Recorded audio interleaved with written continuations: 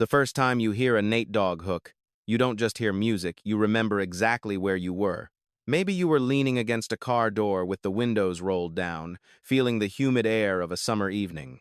Maybe you were listening to a cracked radio in a crowded apartment where the walls seemed to vibrate with the bass. Or maybe it was one of those late nights when the world felt significantly heavier than usual, and you needed a reason to believe that everything was going to be all right. In those moments, Nate's voice didn't just play, it intervened.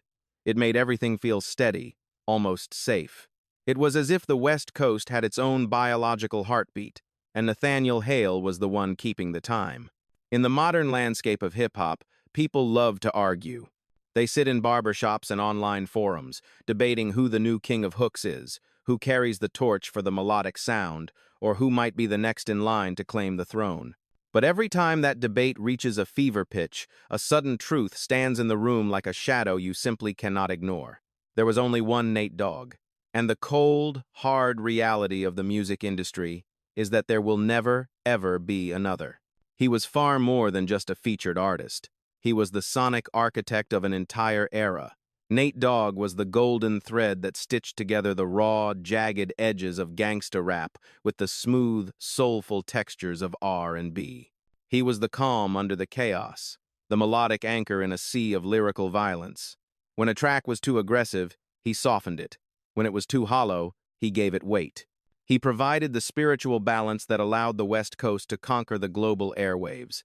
But that voice, that legendary, velvet-smooth baritone, did not come from a place of Hollywood polish or studio-manufactured perfection. It didn't emerge from a talent agency or a reality TV show. It came from a much deeper, more complicated source. It was a voice raised in the wooden pews of Mississippi churches, shaped by the ancient rhythms of gospel hymns, and later hardened by the concrete sun of Long Beach, California. It was a talent that seemed almost too natural to be taught, a gift that bypassed the intellect and went straight for the soul. Nate didn't just sing lyrics, he sang truths. He brought a sense of church-like reverence to the most secular of stories, making the life of the streets feel like a holy epic. This is not just a standard biography of a singer who had a few hits. This is the chronicle of a man who became the literal soul of West Coast hip-hop. This is the story of Nathaniel Hale, a man who walked the line between the choir loft and the street corner, and in doing so, changed the frequency of popular music forever. To understand the music, you have to understand the man. And to understand the man, we have to go back to the beginning, to the red clay of Mississippi, and the hymns that first taught a young boy how to make the world listen. Before the world knew him as Nate Dogg, before the platinum hooks and the global fame, before the entire weight of the West Coast's melodic soul rested on his shoulders, he was simply Nathaniel Hale. He was a quiet, observant boy born on the 19th of August, 1969, in Clarksdale, Mississippi, the heart of the Delta, a place where the soil is rich with the history of the blues, and the air is thick with the resonance of the gospel. In Clarksdale, the church was not just a weekend destination, it was the center of the universe. For young Nathaniel, the church was his first classroom and his first stage. His father, Daniel Lee Hale, was a powerful pastor, and his mother, Ruth Holmes, led the children's choir with an iron hand and a golden ear. The Hale household was a place governed by hymns, where music was not a hobby but a form of breathing.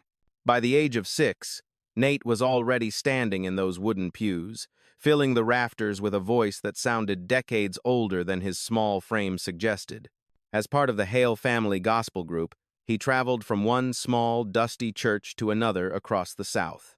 It was here that he learned the most important lesson of his career: how to move a crowd without shouting.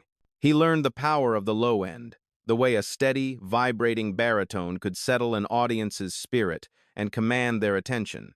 Even then, before the world hardened him, his voice carried a unique texture, a blend of divine gentleness and an ancient, earthy sorrow. But childhood is rarely a straight line of peace. When Nate was 14, the foundation of his world cracked. His parents' marriage collapsed, and the resulting fallout sent a shockwave through his life. His mother made the pivotal decision to pack up the family and move west, trading the red clay of Mississippi for the sun-drenched concrete labyrinth of Long Beach, California. This move wasn't just a change of scenery, it was a collision with a new reality. Long Beach, in the 1,980 seconds, was a beautiful, dangerous contradiction. It was a place where the palm trees swayed over neighborhoods gripped by the crack epidemic and escalating gang warfare. It was here, at Long Beach Polytechnic High School, that destiny began to take shape. Nate walked those hallways alongside two other boys who were searching for their own escape routes: Calvin Broadus, who would become Snoop Dogg, and Warren Griffin, the younger brother of Dr. Dre, who the world would know as Warren G. At school, Snoop was the undisputed king of the freestyle, possessed of a natural, effortless flow that made other rappers sound like they were trying too hard. Warren G was the quiet architect, always listening to the inner workings of a beat. But Nate was different. He didn't rap. He was a creature of the church, of harmony and structure. When he finally opened his mouth to sing for his friends, the reaction was immediate. He didn't have the high-pitched, sugary polish of a typical R&B singer. He had a weight. He brought the gravity of a Mississippi pastor to the swagger of a Long Beach teenager. They became inseparable, a brotherhood forged in football games, shared snacks, and the constant looming threat of the streets. They called themselves 213, named after the L.A. area code of the time. But just as their creative chemistry was bubbling, the pressure of his environment pushed Nate in a different direction. At 17, desperate for structure and a way to support himself, he dropped out of school and joined the United States Marine Corps. For 3 years, Nate served as an ammunition specialist in Okinawa, Japan. He wanted the discipline. He wanted to see if he could belong to something bigger than the block. But the rigid, unyielding nature of the military eventually clashed with the restless storm he carried inside. He struggled with the authority of the service, leading to a series of unauthorized absences as he felt the pull of home and the pull of the music. When he was finally discharged and returned to Long Beach, he found a city that had grown even colder. Work was scarce. The 213 dream seemed like a lifetime ago. To survive, Nate drifted into the shadows of the street, a path that eventually led to a robbery charge and a brush with the prison system. He was a man at a crossroads, a gifted singer with a Marine's discipline and a hustler's desperation. It was in this moment of absolute uncertainty that he reconnected with Snoop and Warren G. They were all broke, they were all struggling, and they were all ready to bet everything on a homemade tape. They didn't know it yet, but they were about to build an empire. Every revolution has a catalyst, a single moment where the stars align and the world changes frequency. For Nate Dogg, Snoop, and Warren G., that moment didn't happen in a high-rise executive office. It happened in the middle of a party.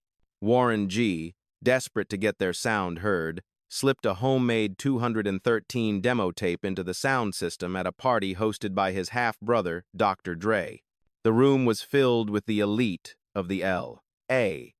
scene, but as Nate's voice emerged through the speakers, deep, smooth, and chillingly confident, the atmosphere shifted. People stopped talking. The drink cups stayed mid-air. Dre, the architect of N.W.A., looked up and asked the 3 words that would launch 1,000 hits. Who is that? That question was the key to a kingdom.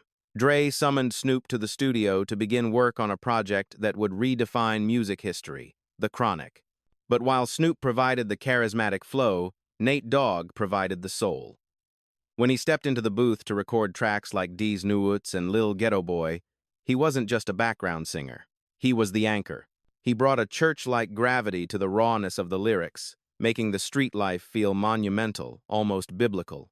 The Chronic went triple platinum, shifting the center of the hip-hop universe to the West Coast. And when it came time for Snoop's debut, Doggy Style, Nate was the secret weapon once again. His performance on Ain't No Fun, If the Homies Can't Have None, became a cultural phenomenon. It was a song that played in every car, every club, and every backyard BBQ from Long Beach to London. Nate didn't just sing a hook, he stamped the entire era with his authority. He proved that you could be a gangster and still have a melody. But the world truly stood still in 1994, when Warren G. asked Nate to collaborate on a single for the Above the Rim soundtrack. The result was Regulate. From the moment Nate's baritone opened the track, 16 in the clip and 1 in the hole. It was clear this wasn't just a hit, it was a scripture of the streets. It felt like a movie, a conversation, and a prayer all at once. Regulate climbed to number 2 on the Billboard Hot 100 and earned a Grammy nomination, cementing Nate Dogg as the undisputed king of hooks. He had achieved what every artist dreams of, a signature sound that was instantly recognizable and impossible to replicate. However, as his voice was lifting everyone else to the top of the charts, the chains of industry politics began to tighten around him.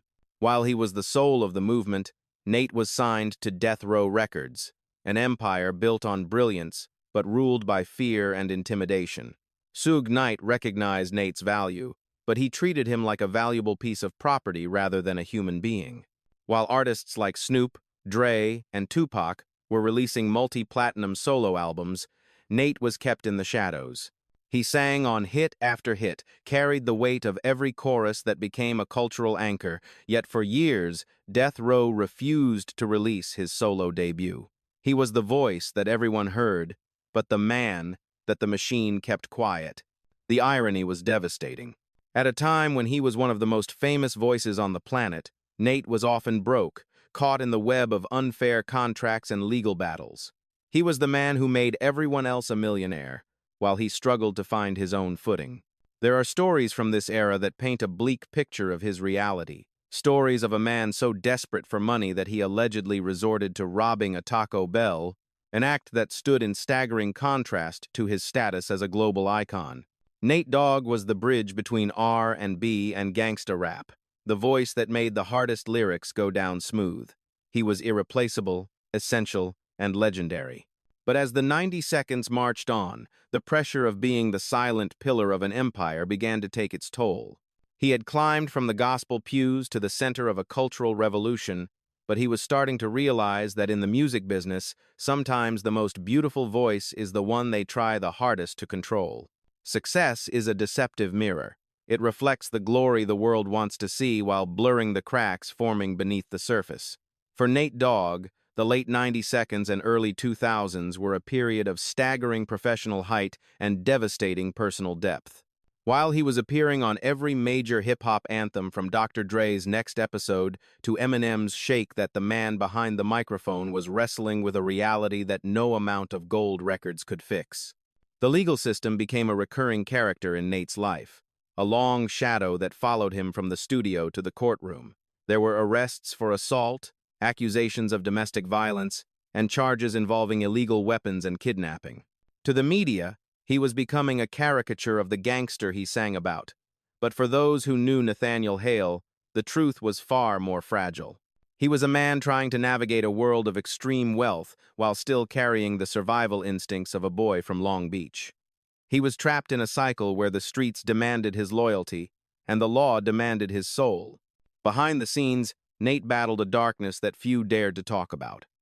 Friends and collaborators noticed a shift in his personality, a secondary identity they called Buddy Love. When Nate was sober, he was the quiet, church-trained gentleman, the man who would pray before a session. But when the cognac began to flow, Buddy Love would emerge. This version of Nate was volatile, unpredictable, and possessed a temper sharp enough to silence any room. The heavy drinking wasn't just a habit. It was a numbing agent for the trauma of his past and the suffocating pressure of an industry that used his voice but rarely protected his interests. Despite being the most sought-after hookman in the world, Nate's financial situation remained a constant struggle. The predatory contracts of the death row era had left him with massive debts and little control over his own royalties.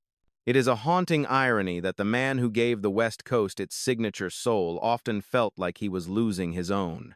He was the bridge between the streets and the stars, yet he often found himself standing on that bridge alone, watching others cross into the lifestyle he had helped build. His personal relationships suffered under the weight of this chaos. He was a father to several children, but the turbulence of his lifestyle made consistency a luxury he could rarely afford. He moved through life like a man who knew his time was limited, driven by an urgency that often manifested as aggression. Yet, even in his darkest moments, the music remained his only sanctuary. In the recording booth, the Buddy Love persona vanished. The drinking stopped, the anger cooled. Under the glow of the studio lights, he became the calm, melodic anchor once again. It was as if the microphone was the only place where Nate Dogg could finally be Nathaniel Hale, the boy from the Mississippi pews who believed in harmony. But as the millennium turned, the toll of this double life began to manifest physically. The body remembers what the mind tries to forget, and for Nate, the years of high-octane stress, legal battles, and substance use were silently preparing to strike. He was a legend in motion, a man whose name guaranteed a hit, but he was also a man running out of breath. The shadows were no longer just following him, they were starting to close in. For every soaring height a human being reaches, there is often a breaking point that the world never sees coming until it is too late to look away. For Nate Dogg, that point arrived not with a bang, but with the quiet, accumulated weight of the streets, the suffocating pressure of an unforgiving industry, and the long-term consequences of choices made in the heat of his youth. Fame can open every door in the world, and it can offer a temporary shield against the elements, but it cannot hide the biological damage happening behind the scenes when a man's body finally begins to rebel against his relentless will. In 2007, fate struck with a brutal physical force that should have been a final warning. Nate and his girlfriend were involved in a car accident so severe that their vehicle flipped multiple times, crashing into the earth with a violence that left him with internal bleeding and a head wound so deep it required surgical staples to close. In the sterile white light of the emergency room, doctors urged him to stay. They warned him that his body was at its absolute limit and that rest was no longer a luxury, it was a requirement for his very survival. But Nate, driven by the same restless, stubborn urgency that had pushed him through every struggle from Long Beach to the Marines, refused to listen. He checked himself out of the hospital almost immediately, fueled by adrenaline and a misguided sense of duty. He had a show to perform in Las Vegas, and in his mind, the music could never stop, no matter the cost. But the human body is not an infinite resource, and the mind can only endure so much chaos before the foundation begins to crumble. Not long after that Vegas performance, Nate suffered his first stroke. It was a terrifying, systemic blow that weakened the entire left side of his body. For a man who was left-handed, this was a specific, targeted kind of cruelty. It was as if the universe was stripping away his dexterity, his strength, and his ability to move through the world with the swagger he had earned. He tried to push through the recovery with a grim determination, but he did so while continuing to drink heavily, mixing cognac with his medication in a dangerous cocktail that his body could no longer process. Friends who visited him in the hospital were heartbroken to see the king of hooks lying in a bed with a bottle of Hennessy within reach, the only comfort he felt he could still trust when the world grew cold. For a brief, flickering period, there was a ghost of hope. He began to talk about a total life transformation, a return to the purity of his roots.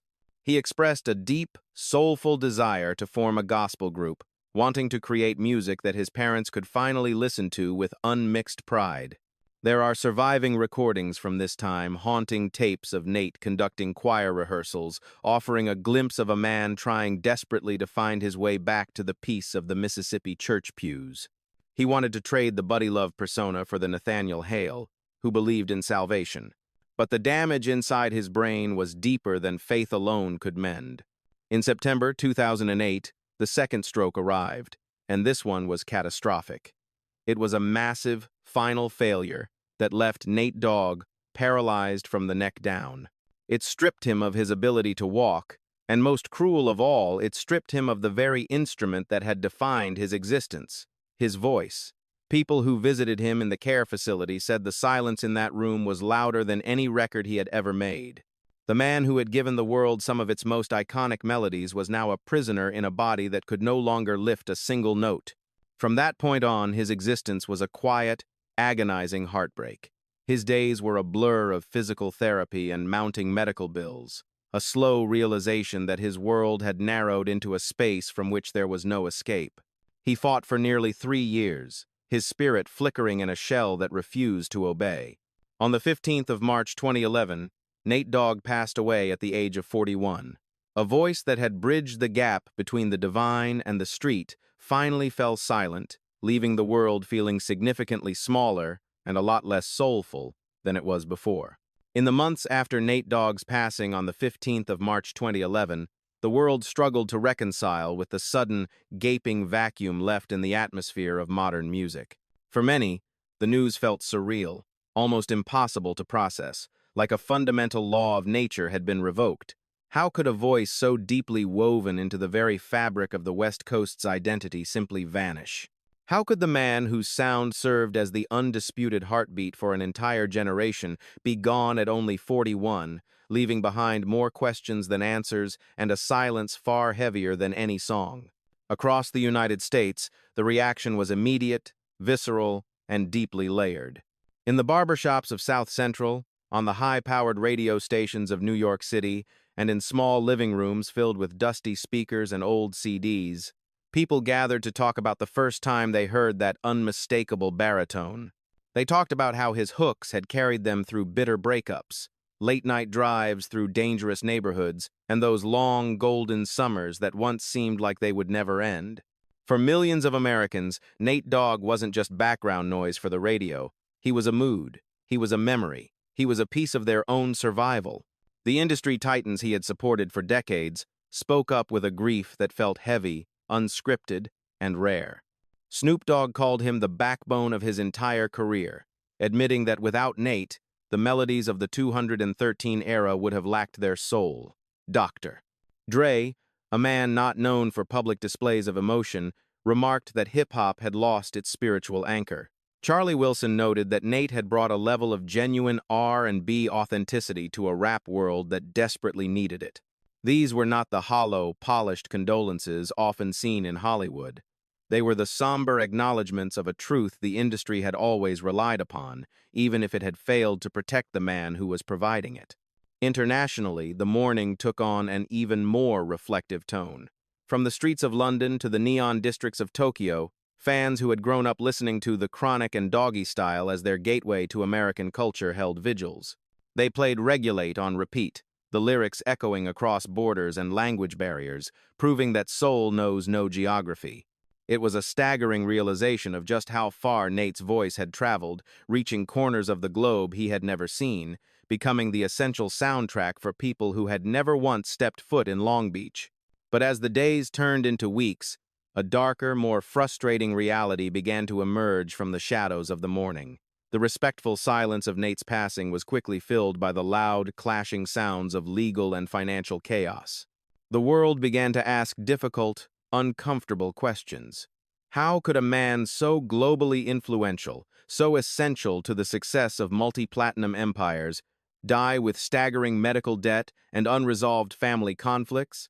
How could a voice that generated hundreds of millions of dollars for labels and other artists leave behind an estate that became tangled in bitter disputes almost immediately? Accusations, court filings, and ugly arguments over guardianship and inheritance began to overshadow the grieving process. It was a tragic final act for a man who had spent his life creating harmony. The predatory nature of the music business followed him even to the grave, as various parties fought over the rights to his likeness and the future of his royalties. It exposed the cold mechanics of a world that celebrates the art but often abandons the artist when the music stops. Yet, through all the noise, through all the static of the courtroom battles and the tabloid headlines, one truth remained untouched by the chaos. Nate Dogg had given hip-hop something that belonged to no record label and no legal estate. He had given it a feeling. He had given it a soul. And that gift belonged only to the people who heard him and recognized the profound honesty in every single note he ever sang. The industry could fight over the money, but the streets would always own the memory. Some lives end quietly, fading into the static of history, but the ones that truly matter leave behind something that refuses to grow cold. Nate Dogg's voice did not vanish when he drew his final breath. It simply moved into a different kind of permanence. It remains in the songs that defined the 90s, in the hooks that gave the early 2000s their swagger, and in the private memories of anyone who ever felt grounded by the calm, masculine strength of his tone. To look back at his career is to realize that he didn't just sing songs, he reshaped the very architecture of a genre. He turned the hook from a simple, catchy chorus into a melodic spine, something that held an entire track upright and gave it a sense of purpose. He was the bridge between the sacred and the profane, blending his gospel roots with the unforgiving reality of the streets to create a sound that felt both dangerous and comforting. He gave a generation its soundtrack for every occasion, for the celebrations that lasted until sunrise, for the late-night drives that demanded reflection, and for the grief that words alone could never capture. Without Nathaniel Hale, the West Coast sound would have lacked its heart, and hip-hop would have lacked its most soulful vibration. But his legacy is also a complicated mirror. His personal life, marked by legal battles, health struggles, and the heavy toll of fame, serves as a poignant reminder that even the artists who seem unshakable are vulnerable to the world's weight. His story is a warning that fame is a fragile shield, and that even the greatest talent requires a foundation of health and peace to survive the storm. For his family, and for the sons who now carry pieces of his unmistakable baritone in their own music, Nate's life is an inheritance of both immense talent and hard-won truth. If the music industry has a heartbeat, Nate helped set its rhythm. If the West Coast has a soul, his voice is still echoing inside it, pulsing through the speakers of every lowrider and every backyard party from Long Beach to the rest of the world. He was taken from us at 41, far too young, with so many hymns left unsung. But legends are never measured in the number of years they lived. They are measured in the length and depth of their echoes. Nate Dogg still echoes. He echoes in every melodic rapper who tries to find that perfect balance of grit and grace. He echoes in the silence of a studio booth when a producer looks for a sound that can't be found anymore. And he echoes in our hearts every time we hear that deep, smooth opening line that tells us everything is going to be all right. He was the king of hooks, the calm under the chaos, and the man who gave the streets a reason to sing. Rest in peace, Nathaniel Hale. Your work is done, but your song will never truly end.